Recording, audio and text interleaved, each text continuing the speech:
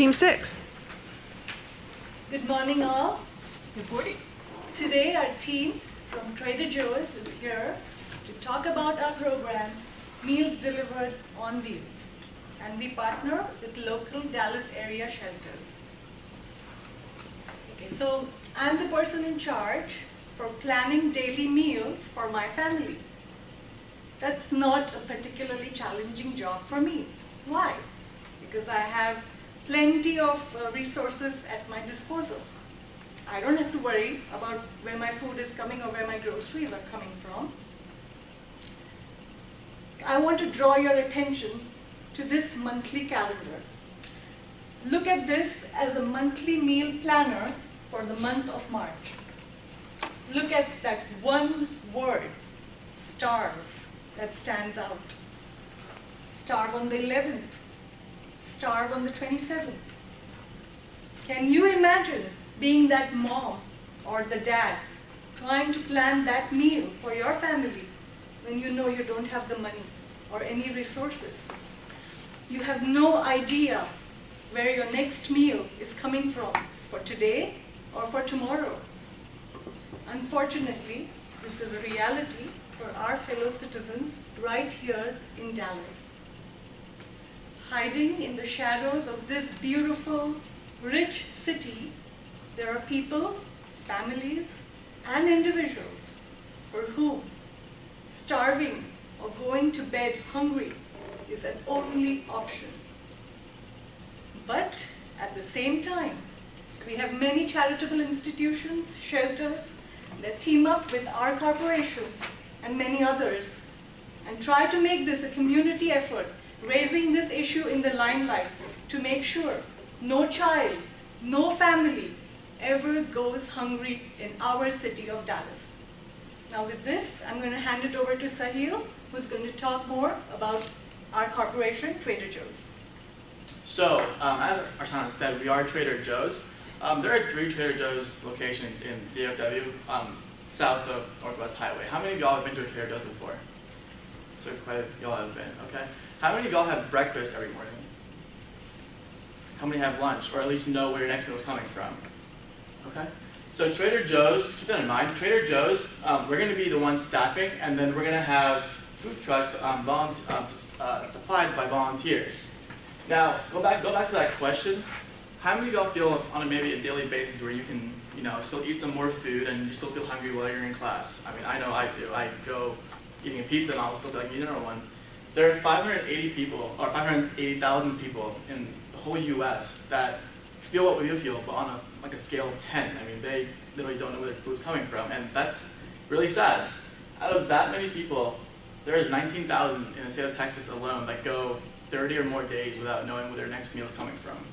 Now, what's more startling is that out of the 19,000 just in Texas, 17% of that comes from Dallas.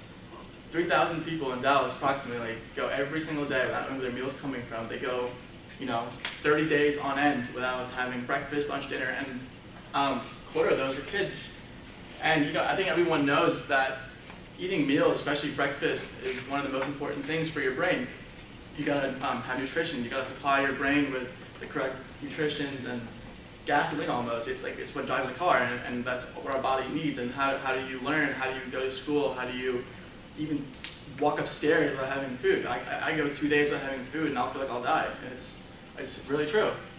And I want to just stress that, and these are some of the shelters I'm going to pass off to Chris that he'll kind of go in more detail about. Thanks, Sahil. So, discussing some of the different shelters in which our program will be providing food for and focusing on. We got the Dallas Life Foundation, the Austin Street Center, which it can be deceiving, however, it's actually located in Dallas. The Bridge North Texas, the Promise House, which focuses on this issue involving the many different children who do not have the next meal, like Archana discussed earlier, and Family Gateway. On the next slide is a little map put together for y'all to see how our cost with fuel and how these shelters are relatively close. So here you have the Promise House, Dallas Life Foundation, pretty much all the shelters I've listed in the previous slide, just to give you a visual of where these actually are located within the Dallas area. Now talking about how our program will be operating, there will be within the Trader Joe's facility, there will be a designated area set aside like in many other Kroger's, Walmart's, to where you can place the bag, donate whatever food you want, and then that will lead it over to the customers providing the food, buying while they're shopping, donating the food, which then will be located or loaded into the different food trucks, which we will provide within our company. Later on, the food will be en route to the mini shelters, and like Cecile said, the volunteers and Trader Joe's employees will be unloading the food off these trucks. How we'll market and promote this program, we'll go through receipt advertisement. That long list of receipt and promotions you receive every time you buy groceries, we'll have ads and lists many incentives in there and how this program can benefit this problem and the customers themselves. The Trader Joe's on-site food bank, like I mentioned, will just be the bags of food delivered by customers and then provide for the issue. The promotion will be a rewards card in which we will give out to the customers. So every amount you donate for our our program, you'll be loaded onto the rewards card and it'll go forth your next purchases at Trader Joe's. And also we'll be advertising through Dallas 102.9, which is a major radio station, and it'll kind of raise the issue and send the point out there and get people involved. Now I'll pass it over to Brian to go further in depth about the budget.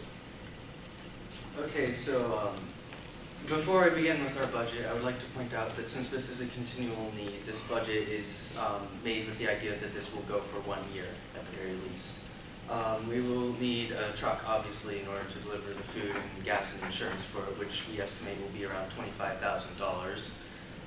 And of course, there'll be advertising costs for spots on the radio and such, which we estimate around $15,000. And we will need a part-time driver for the truck, which they will be paid around $10,000 over the course of the year. And the promotions we estimate will be around $30,000 in costs, and other assorted labor needs we estimate around $20,000. So that brings us to a total of $100,000, and we will ask the DRCC for half that amount.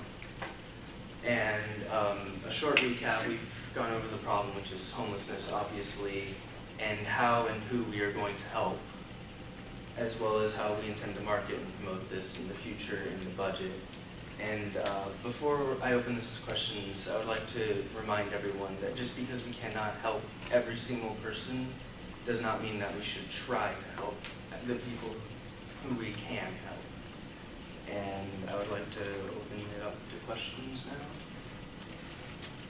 Does anyone have one?